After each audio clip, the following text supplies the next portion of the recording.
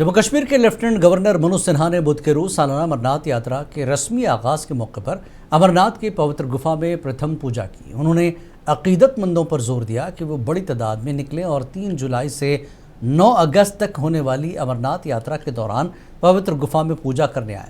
सिन्हा ने कहा कि मैं बाबा बर्फानी के तमाम श्रद्धालुओं से दरख्वास्त करूंगा कि वो पवित्र गुफा के लिए बड़ी तादाद में आएँ और जम्मू कश्मीर और मुल्क की तरक्की के लिए महादेव से प्रार्थना करें।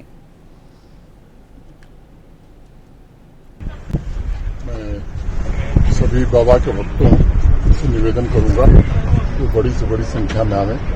3 जुलाई से यात्रा प्रारंभ होने वाली है और रक्षाबंधन 9 अगस्त तक चलेगी।